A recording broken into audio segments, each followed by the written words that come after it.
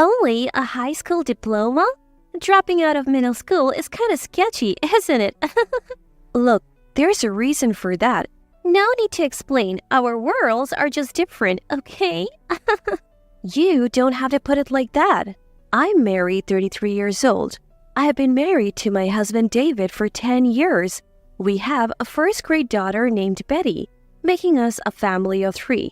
I have loved drawing since I was a kid and now I work in the arts.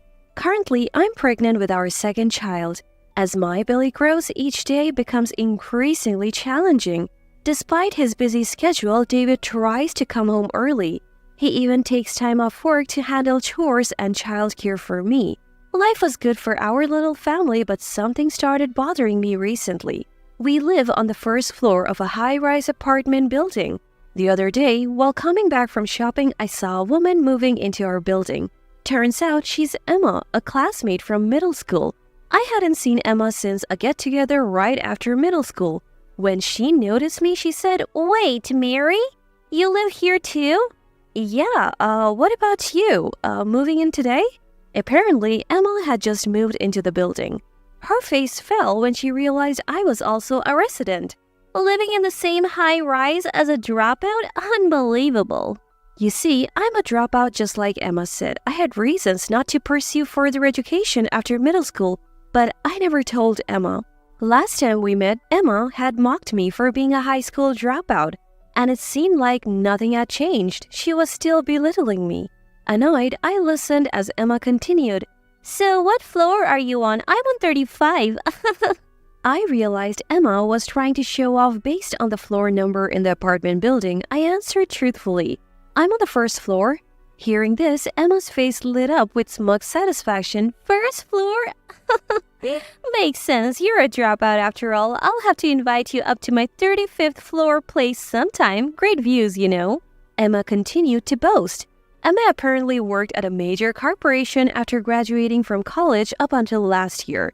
Now, she plans to start her own business and use this high-rise apartment as both her home and office. So that basically makes me the CEO. What about you? Do you work? When Emma asked, I began to explain my work. "Yeah, I'm in the art business." Emma interrupted. "Art? You mean like drawing? That's a job?" Feeling belittled, I snapped back. I've turned what I love into a career, and it is a real job. Emma ignored me, saying, "Well, it must be so nice working within the household income. What's your goal, like $900 a month?" I just listened in silence, not having the energy to retort. People like you who dropped out live in a different world from elites like me.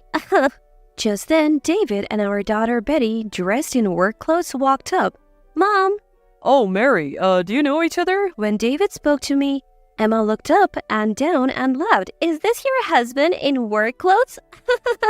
Feeling insulted, I finally snapped back. "Why are you laughing? That's rude."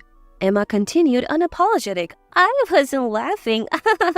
He's just the type I would expect for a dropout like you. 2-income family on the first floor. He must not make much either." Finally, I had enough of Emma's rudeness. "How dare you say that about my husband? Apologize." Emma laughed and said, "Why would I apologize? By the way, are you pregnant?" It was then she finally noticed my pregnancy. "Yes, I'm 7 months along." "Must be tough financially with another child on the way."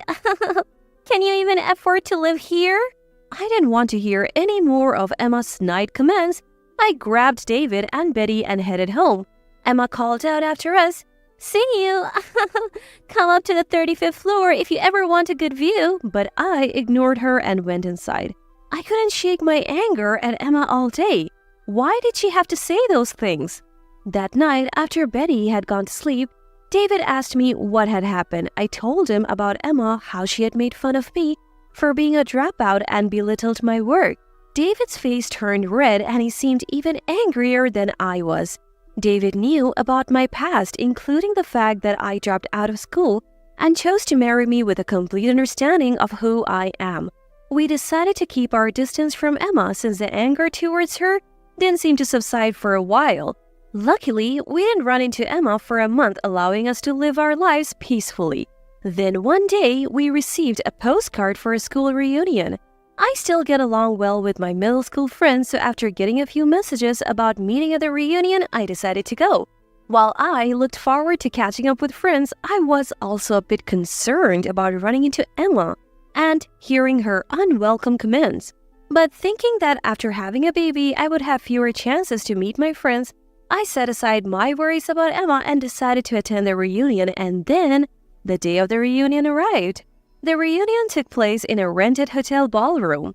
As soon as I arrived, I met up with friends I hadn't seen in years, and we immediately fell into enjoyable conversation. It had been a long time since we had all caught up, and there was so much to talk about. Our friend group has always been tight-knit regardless of gender. Some have become mothers, others fathers, and we all love catching up about our families and careers. But then, out of the blue, we heard Emma's voice from behind. Ugh, breathing the same air as poor people is making me sick. As expected, Emma had shown up too. We hadn't noticed her since we were only speaking with friends we were actually close to. Emma was wearing heavy makeup and a flashy dress that seemed out of place. Both my friends and I sighed at her over-the-top appearance and her consistently bad attitude. Even back in middle school, she was self-centered and made awkward comments. She was someone we tended to avoid. Nothing has changed. Even now at 33, she is as obnoxious as ever, and we couldn't help but roll our eyes. One friend finally broke the silence. Emma, who are you calling Pool? She replied, who else? But Mary, she's a dropout, so she's poor and lives on the first floor. I live on the 35th. It's like a master-servant relationship. Emma laughed after saying this. A few friends were angered by her comments and confronted her. But Emma showed no signs of remorse. She continued, if you don't want to be called poor, why don't you move to an older apartment that suits you, haha? Completely oblivious to the looks she was getting, she continued to belittle me. Why don't you just leave, you $900 a month earner? From this reunion and from that fancy apartment building. Hearing this, my friends looked puzzled and asked, Mary, do you only earn $900 a month? I replied, no, that's just what Emma believes.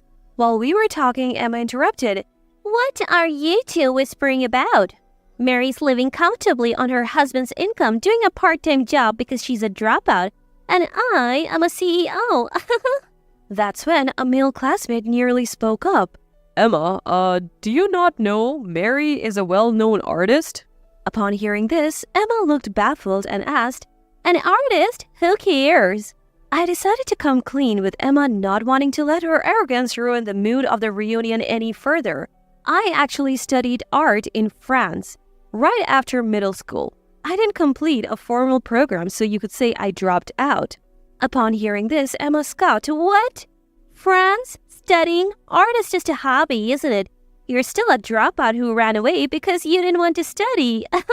Emma clearly didn't get it, so I elaborated a bit more.